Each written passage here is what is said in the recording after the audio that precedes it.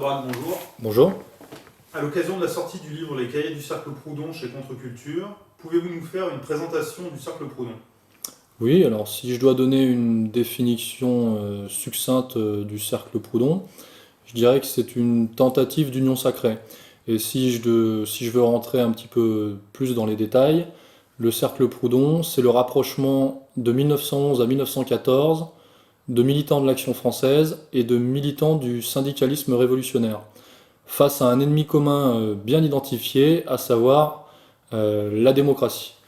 Et le tout autour de la figure tutélaire revendiquée de Pierre-Joseph Proudhon. C'est-à-dire que, pour aller encore un tout petit peu plus loin dans les détails, c'est la tentative de jonction, c'est un groupe de réflexion, le Cercle Proudhon, c'est un groupe de réflexion, c'est la tentative de jonction entre des maurassiens, voilà, des gens qui se revendiquent de la doctrine de Maurras, c'est-à-dire des monarchistes, des nationalistes monarchistes, royalistes catholiques, et des syndicalistes révolutionnaires, c'est-à-dire des gens qui se revendiquent de la philosophie de Georges Sorel, des gens qui sont vraiment sur la défense du prolétariat. Donc le cercle Proudhon, pour rester dans les grandes lignes, c'est un lieu de dialogue, une tentative de conjonction entre des nationalistes, enfin entre une certaine extrême droite et une certaine extrême gauche de l'époque, d'avant la Première Guerre mondiale. Le tout réuni dans une commune aversion envers la démocratie libérale et bourgeoise, pour diverses raisons, des fois de droite, des fois de gauche, parfois de droite et de gauche. Et ce qui est intéressant, c'est de voir à quel point ils ont des ennemis communs, mais aussi des points communs. Et pour être complet, je précise qu'il y a 8 fondateurs au Cercle Proudhon, et que les plus éminents sont Édouard Berthe et Georges Valois. En quoi le Cercle Proudhon se rapproche-t-il d'égalité et réconciliation? Oui, on peut faire des filiations, des liens entre le Cercle Proudhon et Égalité et Réconciliation, au sens où, si je le disais un petit peu brutalement, le Cercle Proudhon, c'est l'ancêtre d'Égalité et Réconciliation.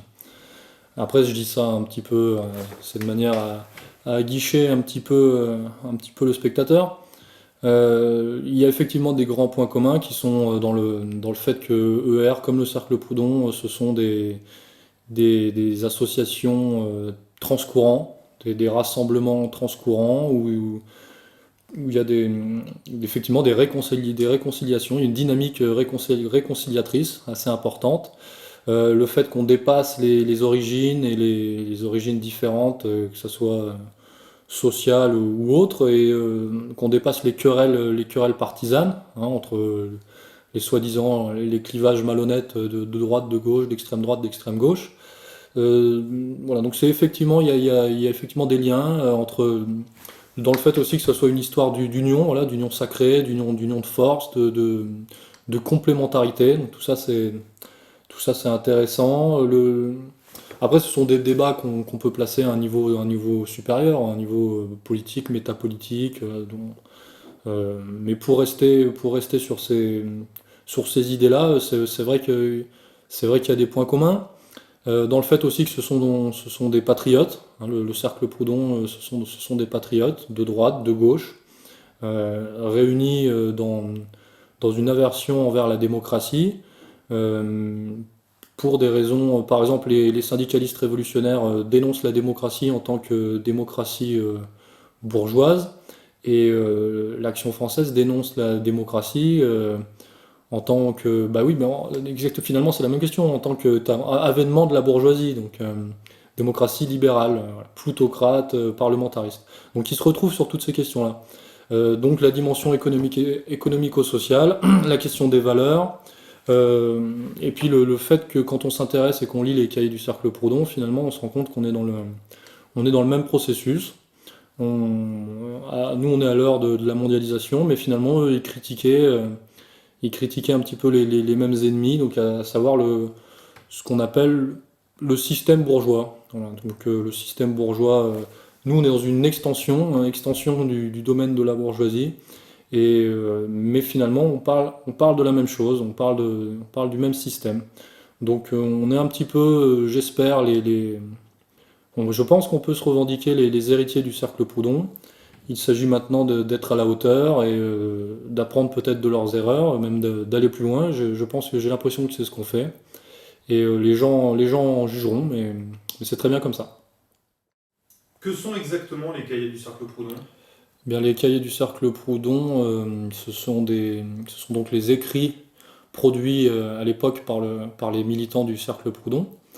Donc c'est sous forme d'articles compilés, sous forme de cahiers. Donc de 1911 à 1914, il y a eu 6 cahiers, la plupart en vérité écrits en 1912, la plupart écrits, enfin les plumes les plus, qui ont le plus participé sont celles de Georges Valois et d'Édouard Berthe. Édouard Berthe qui écrit sous pseudonyme de Jean d'Arville. Et, euh, mais tous les fondateurs ont participé à l'écriture des cahiers.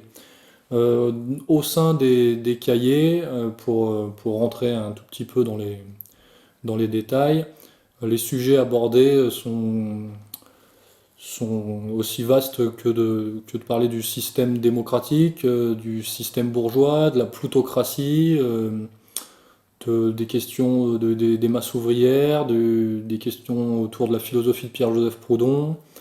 La question du patriotisme aussi est abordée. Il y a aussi des choses plus contextuelles, hein.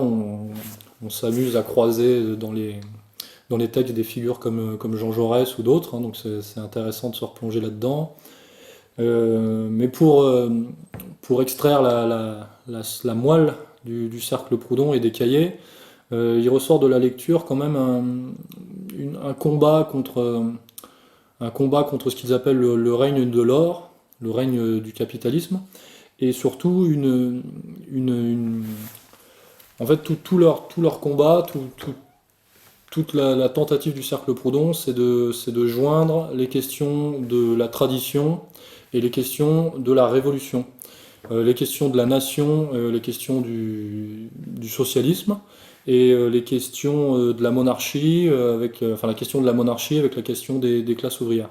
Donc ce sont ça en vérité les sujets abordés par le cercle Proudhon et c'est ça la tentative du cercle Proudhon. Lier toutes ces questions, tradition, révolution, nation, prolétariat, voilà. Et pour essayer peut-être de créer une, euh, une forme de dépassement de la civilisation bourgeoise. Pouvez-vous nous faire une présentation de l'ouvrage? Oui, bah, je peux vous le montrer si vous voulez. Alors, ah non mince, je me suis trompé, c'est pas celui-là. Ah bah c'est pas celui-là non plus, je suis désolé, on le voit bien, c'est bon? Non, je m'amuse un peu, je vous montre ces deux ouvrages puisque on parle du cercle Proudhon dans ces deux remarquables livres et finalement c'est plutôt bon signe. Donc pour la présentation de l'ouvrage, on retrouve les cahiers du cercle Proudhon, donc réédités dans leur intégralité, précédé d'un mémoire que j'ai fait, que j'ai produit quand j'étais à l'université en sciences politiques, qui est donc une analyse politico-historique du cercle. Et, enfin, en tout cas, je pense que c'est une bonne entrée pour découvrir et comprendre le cercle Proudhon, et même pour analyser un petit peu les dynamiques qui le traversent. Donc c'est une sorte, oui, c'est une analyse, c'est en deux temps en fait. Il y a une analyse politico-historique du cercle et puis une tentative de classification au niveau de l'histoire des idées du cercle Proudhon.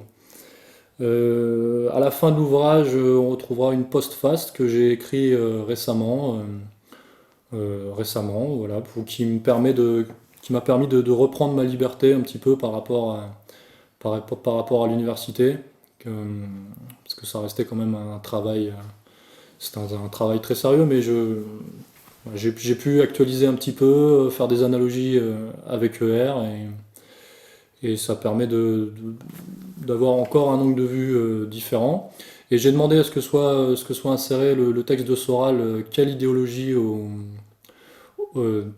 quelle alternative au monde bourgeois, qui est pour moi un texte fondamental. D'ailleurs, je crois que c'est un des textes fondamentaux sur le site de R. Et j'ai demandé ça par honnêteté, puisque je me suis inspiré de ce texte à l'époque pour constituer et structurer le plan de mon mémoire. Donc finalement, ça donne un tout très cohérent. Et on retrouve une très belle couverture que je vous laisserai découvrir. Quelle est l'actualité du Cercle Proudhon? Eh bien, l'actualité du Cercle Proudhon, c'est qu'en 2014, nous sommes dans le centenaire de la disparition du Cercle Proudhon. Donc c'est déjà quelque chose. Ensuite, l'actualité, bah, c'est évidemment la réédition des cahiers. Et enfin, tout ça fait que je pense que c'est l'heure de redécouvrir le Cercle Proudhon, puisque si je m'avançais un petit peu, pour moi, je dirais que le Cercle Proudhon, c'est un exemple, c'est un modèle, puisque c'est une aventure. Alors bon, il faut découvrir dans les détails, mais c'est vraiment un exemple de courage, le fait de dépasser comme ça les clivages, les antagonismes. C'est du courage, c'est de l'honnêteté, c'est du pragmatisme. C'est quelque chose de très intéressant au niveau des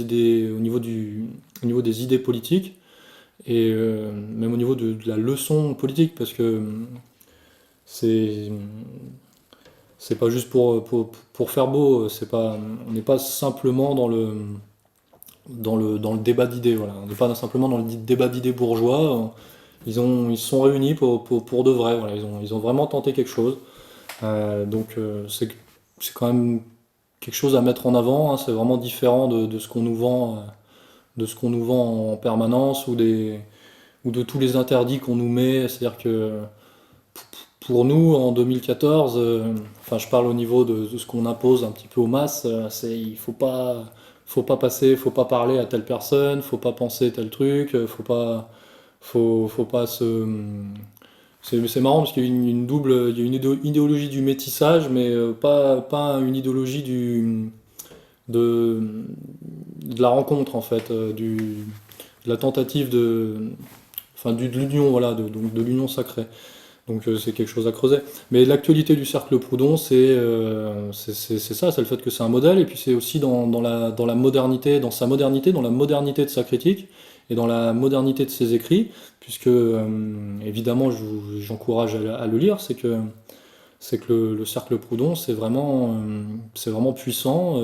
Moi je trouve que la plume de Berthe enfin, voilà, c'est quelque chose, elle me plaît beaucoup. C'est quelque chose d'engagé, voilà, de puissant, de véhément. Et en même temps, ça transpire un petit peu des valeurs, ça transpire un peu le patriotisme, voilà, l'amour la défense, l'amour de la France. Donc, pour tout ça, c'est vraiment ça l'actualité du cercle. Et puis, c'est aussi le fait que, enfin, je me répète, mais c'est vraiment le même processus. Ils ont identifié un processus, et en lisant les cahiers du Cercle Proudhon, on va vraiment se rendre compte qu'on est dans le même processus. 100 ans après, nous sommes dans le même processus bourgeois, enfin, qui a pris d'autres formes. Et à l'époque, ils avaient essayé de le combattre comme ça. Et aujourd'hui, nous aussi, enfin, avec Égalité et Réconciliation, on essaye de le combattre d'une d'une autre manière et de la même manière, puisque on combat un ennemi différent, mais finalement le même ennemi.